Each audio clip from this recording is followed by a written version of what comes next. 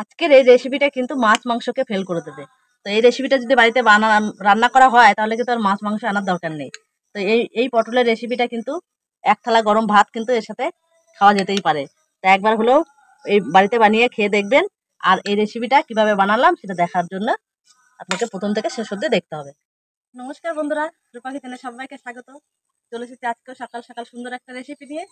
যেহেতু এখন গরমকাল, তো গরমকালের বাজারে যে সব সবজি পাওয়া যায় তার মধ্যে একটা শ্রেষ্ঠ সবজি হচ্ছে পটল। তো এই পটলের রেসিপি করে দেখাবো। তো বাচ্চারা কিন্তু পটলটা খুব একটা ভালো পছন্দ করে না। তো আজকে আমি যে রেসিপিটা বানিয়ে দেখাবো সেই রেসিপিটা কিন্তু একবার বানিয়ে বাচ্চাদেরকে খাওয়ালে ওরা কিন্তু মাছ মাংস ভুলে যাবে। যাই হোক, আর বেশি কথা বলবো না, তো চলুন শুরু করি আজকের রেসিপি। সঙ্গে থাকুন। তো যাই হোক, আমি চলে এসেছি রান্নাঘরে। তো আজকে আমার এই পটলের রেসিপিটা বানাতে যেটা লাগবে সেটা হচ্ছে, এখানে নিয়েছি 8টা পটল আর 1 বাটি মুসুর ডাল, আর এখানে একটা ডিম। তো এই 3টে উপকরণ দিয়ে কিন্তু আজকে রেসিপিটা আমি বানিয়ে দেখাবো। এবারে আমি প্রথমে পটলের খোসাগুলো ছাড়িয়ে নেবো। তো খোসাগুলো কিন্তু আমি পাতলা পাতলা করে একটু ছাড়িয়ে নেবো।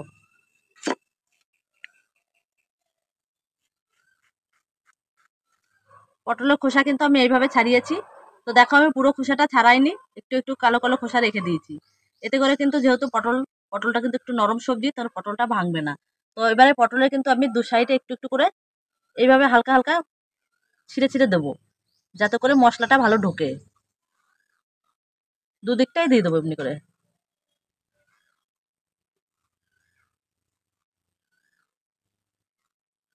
তো দেখো, এইভাবে আমি প্রত্যেকটা পটলই খোসা ছাড়িয়ে নেবো। সবগুলি পটলের খোসা আমি ভালোভাবে ছাড়িয়ে নিয়েছি। তো দেখো, এবারে আমি এই পটলগুলো ভাজার জন্য প্রথমে উনুনটা ধরিয়ে নেবো। তো এই পটল কিন্তু একটা জিনিস করতে হবে, যেটা কিন্তু কাটার পরে আর ধোয়া যাবে না। তো আমি এখানে খোসা ছাড়ানোর আগে ভালোভাবে ধুয়ে নিয়েছিলাম। আর ভাজার জন্য যেটা করতে হবে, উনুনের আঁচটা কিন্তু হাই রাখতে হবে। অল্প আঁচে কিন্তু পটলটা একদমই ভাজা যাবে না, তাহলে কিন্তু পটলটা গলে যাবে, খেতে একদমই ভালো লাগবে না।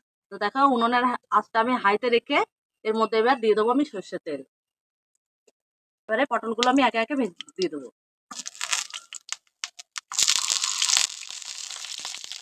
তো এই পটলের ভেতরে কিন্তু এখন একদমই লবণ দেওয়া যাবে না। লবণ দিলে কিন্তু একদম নরম হয়ে যাবে। আমি পটলগুলোতে একটু উল্টো পাল্টো করে লাল লাল করে ভেজে নেবো। তো দেখো, আমার পটলের কালারটা কিন্তু অলরেডি চেঞ্জ হয়ে যাচ্ছে। এই সময় আমি কালারের জন্য দিয়ে দেবো অল্প করে হলুদ গুঁড়ো।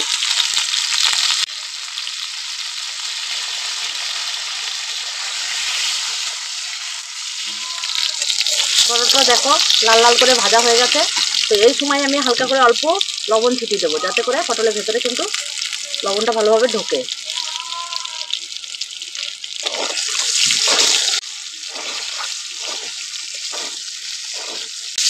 এবার আমার পটলগুলো ভাজা হয়ে গেছে, এবার আমি নামিয়ে নেবো।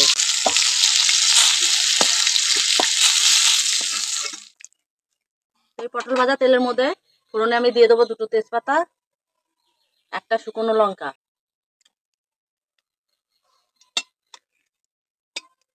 একটু লাল করে দুটো ভেজে নেবো। তেজপাতা আর লঙ্কা লাল করে ভেজে নিয়েছি। এবার এখানে ফোড়নে দিয়ে দেবো সাদা জিরে।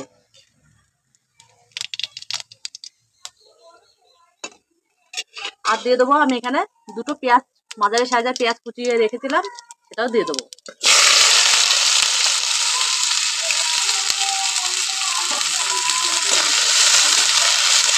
সবকিছু মিলে ভালো করে একটু লাল করে ভেজে নেবো।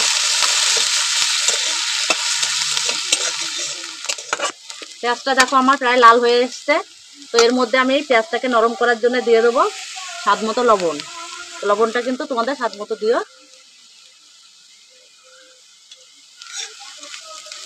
ভালো করে পেঁয়াজটা একটু নাড়ি চাড়িয়ে, পেঁয়াজটা যাতে তরকারিটা ভালো রং হয় তার জন্য আমি দিয়ে দেবো এখানে দিয়ে দেবো 1/2 চামচ চিনি।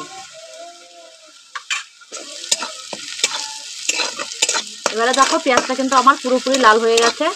তো এবারে আমি দিয়ে দেবো এখানে আমি আদা, রসুন আর কাঁচা লঙ্কা একসাথে বেটে রেখেছিলাম, তো সেই বাটাটাই দিয়ে দেবো।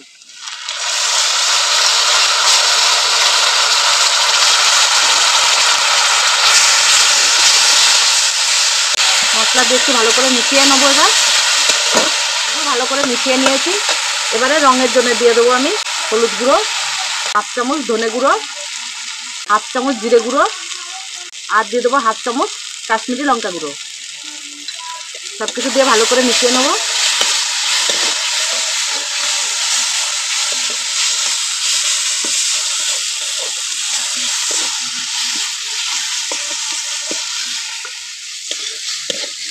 এবারে মশলাটা যাতে পুড়ে না যায় তার জন্য দিয়ে দেবো অল্প করে জল।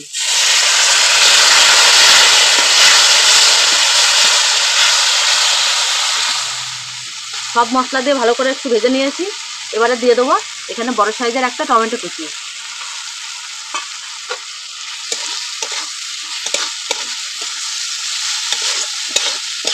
টমেটোটা গলতে একটু সময় লাগবে।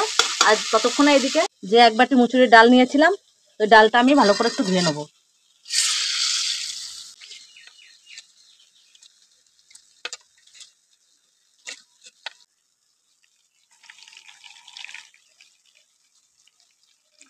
তো মুসুরির ডালটা আমি ভালো করে 2-3 বার জল পাল্টে পাল্টে ধুয়ে নিয়েছি। এবারে এই মশলাটা দেখো আমার ভালোভাবে কষানো হয়ে গেছে, দেখো তেল ছাড়ছে। তো এই সময় আমি দিয়ে দেবো ধুয়ে রাখা মুসুরির ডালটা।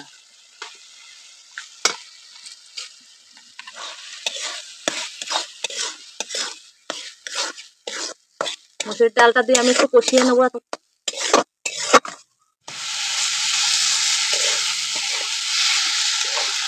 মুসুরির ডালটা দিয়ে ভালোভাবে কষানো হয়ে গেছে আমার। তো এবার আমি দিয়ে দেবো এখানে পরিমাণ মতো জল।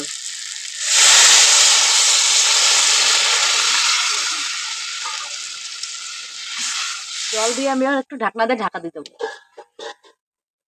এবার একটা বাটি নিয়েছি, তো এই বাটির মধ্যে ডিমটা আমি একটু ফাটিয়ে নেব। ডিমের ভেতর দিয়ে দেবো 1 চিমটি লবণ, ভালো করে একটু মিশিয়ে নেব।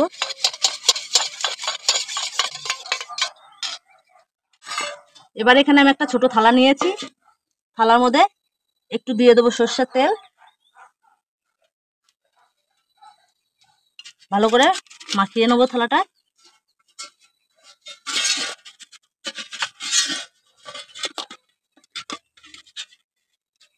তো দেখো তেল দিয়ে ভালো করে মাখিয়ে দিয়েছি। এবারে ফাটিয়ে রাখা ডিমটা এখানে দিয়ে দেবো। এবারে আমি এখানে একটা গ্লাস নিয়েছি, গ্লাসে নিয়ে নেবো 1 গ্লাস জল। আর এদিকে এবার ঢাকনাটা খুলে নেবো। এবার এখানে দিয়ে দেবো ভেজে রাখা পটলটা, আর দিয়ে দেবো এই মাঝখানটায় জলের গ্লাসটা। এবারে যে ডিমটা আমি ফাটিয়ে রেখেছিলাম সেই ডিমটা এখানে বসিয়ে দেবো, ঢাকনা দিয়ে ঢাকা দিয়ে দেবো। এবারে ঢাকাটা খুলে নেবো। দেখো কত সুন্দর ডিমটা হয়ে গেছে। তো এবার এটা নামিয়ে নেবো। এই গরম জলটা একটু দিয়ে দেবো চারপাশ দিয়ে।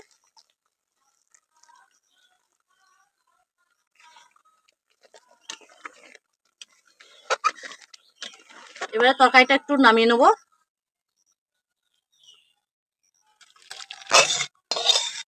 কড়াইটা ধুয়ে পরিষ্কার করে নিয়েছি আবারও।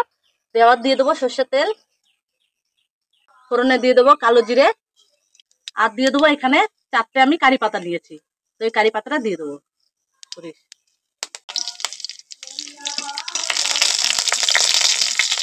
এবারে ডিমটা আমি খুন্তির কোনাটা দিয়ে একটু কেটে নেবো।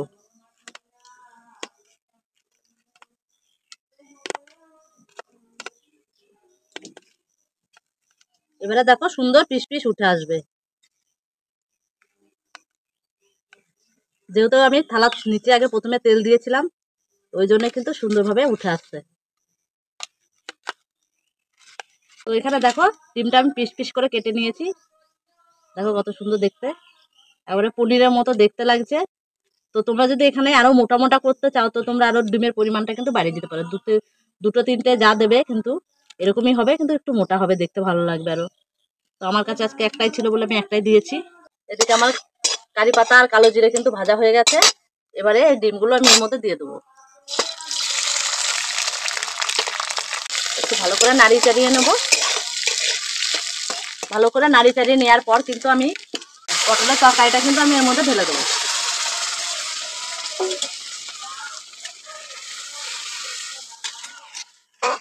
দেখো বন্ধুরা কত সুন্দর দেখতে হয়েছে। এবারে কিন্তু নামানোর আগে আমি সবশেষে দিয়ে দেবো এখানে ধনেপাতা নিয়েছি, আমি ধনেপাতাটা একটু কুচিয়ে কেটে দিয়ে দেবো এর মধ্যে।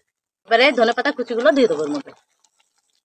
ধনেপাতা কুচি দিলে কিন্তু তরকারিটা খেতেও ভালো লাগে আর সুন্দর একটা গন্ধ বেরোয়। এবারে কিন্তু আমার তরকারিটা পুরোপুরি হয়ে গেছে। এবারে আমার তরকারিটা হয়ে গেছে, এবার নামিয়ে নেবো।